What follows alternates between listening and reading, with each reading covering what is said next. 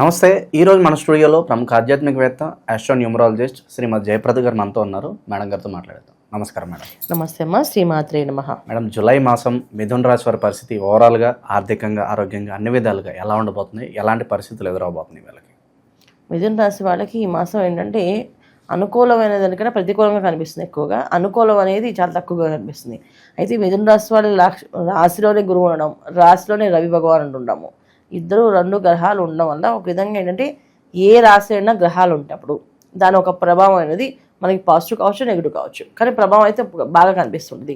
అయితే గురుగ్రహం మనకి పాజిటివ్ ఇస్తుంది, రవిగ్రహం పాపగ్రహం అది నెగిటివ్ ఇస్తుంది.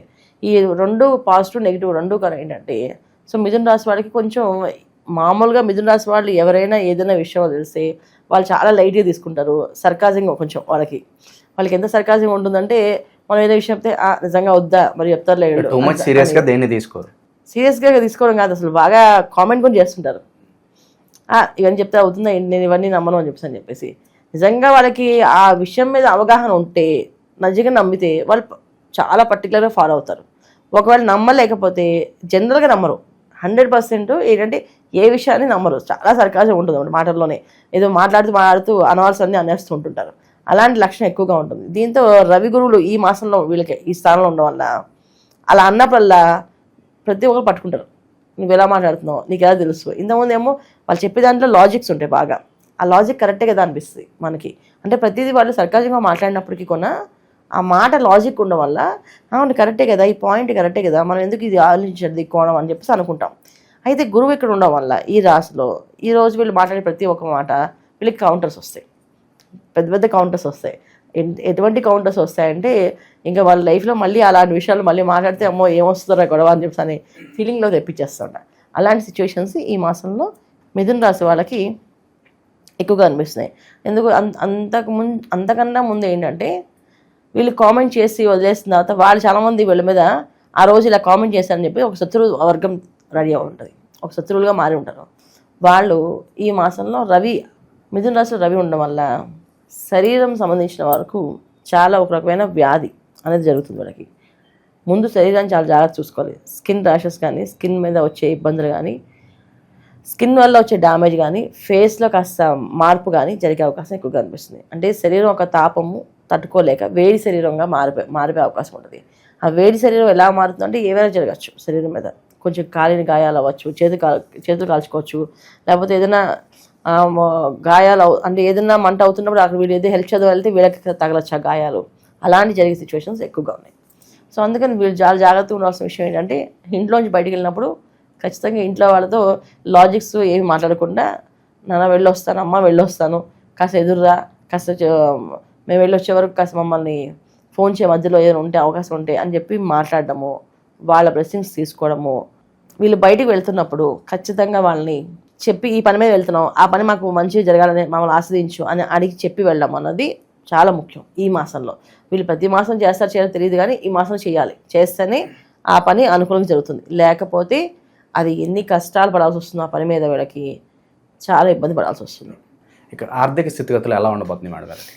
ఆర్థిక పరిస్థితి అధికంగా ఖర్చులు, విపరీతమైన ఖర్చు. ఎందుకంటే ద్వితీయంలో బుధుడు, వీళ్ళకి కర్కాటకంలో బుధుడు నీళ్ళల్లో ఖర్చు పెట్టేస్తాడు డబ్బులు. నేను అస్సలు ₹1 కూడా ఉంచడు. మళ్ళీ విపరీతమైన తెలివితేటలు. ఎలా తెలివితేటలు అంటే ఈ వ్యాపారం చేస్తే బ్రహ్మాండంగా ఉంటుందని ఒక ప్లానింగ్ ఒక మొత్తం గీసేసుకొని దానికి మొత్తం ఓపెన్ చేసి స్టార్ట్ చేస్తే ఏం జరగదు అక్కడ వ్యాపారం. అది మెయిన్ ప్రాబ్లం. సో ఎక్కువ ఏంటంటే కొత్త వ్యాపారాలు చేద్దామని కుతూహలం ఎక్కువగా ఉంటుంది ఈ మాసం వీళ్ళకి. కొత్త వ్యాపారాలకి ప్రయాణాలు, కొత్తగా ప్రారంభాలు చేస్తూ ఉంటారు. దానివల్ల కాస్త నష్టమే కానీ లాభం అయితే ఉండదు. ప్రయాణం అంటే ఇక్కడి నుంచి వేరే ఊర్లో ఇప్పుడు హైదరాబాద్ నుంచి చెన్నై వెళ్ళి వ్యాపారం పెడదాం అనుకున్నారు. చెన్నై వెళ్ళడము, రాను పోను తిరగడం ఉంటుంది, అక్కడ వ్యాపారం ప్రారంభం అవ్వదు. అలాగే బెంగళూరు అనుకుంటారు, బెంగళూరు రాను పోనీ వెళ్ళడమే ఉంటుంది, ప్రయాణమే, అక్కడ వ్యాపారం జరగదు. అలాగే కన్స్ట్రక్షన్స్ ఎక్కువ చేద్దాం అనుకుంటారు. ఈ కన్స్ట్రక్షన్స్ విషయంలో ల్యాండ్స్ చూడవే సరిపోతుంది వాళ్ళకి, మొదలుపెట్టడం ప్రారంభం అవ్వదు. అటువంటి విపరీతంగా ధనం అనేది విపరీత ఖర్చు ఉంది. ఆ ఖర్చుని వీళ్ళు జాగ్రత్త కంట్రోల్ చేసుకోవాలని అది వాళ్ళ చేతిలోనే ఉంటుంది. అలాగే ఏ పని ప్రారంభిద్దామన్నా కాస్త డిలేగా జరుగుతూ ఉంటాయి, సరైన నిర్ణయం తీసుకోలేరు అంతే అంటారా? కాదు, ఆ పని కోసం డబ్బు ఎక్కువ ఖర్చు అవుతుంది. నిర్ణయం వీళ్ళు తీసేసుకుని ప్రయాణం చేస్తుంటారు. కానీ ముందుగా ఆ పని అక్కడ వ్యాపారం ప్రారంభం అవ్వదు, కానీ దానికి డబ్బులు, అడ్వాన్సులు అన్నీ ఇచ్చేస్తుంటారు. ఇవ్వడం అంటే ఏంటి, డబ్బులన్నీ ఇచ్చేసి లాక్ అయిపోయారు వీళ్ళు. అది మొదలు అవ్వదు. అది మెయిన్ ఇంపార్టెంట్ ఈ మాసంలో. ఎందుకంటే ఈ మాసంలో రవి గురువులు కలిసి ఉన్నారు, తర్వాత రవి బుధులు కలిసి ఉంటారు. ఇప్పుడు రవి గురువులు మొదటి 2 వారాలు రవి గురువులు కలిసి ఉన్నారు, తర్వాత 2 వారాల తర్వాత రవి బుధులు కలిసి ఉంటారు.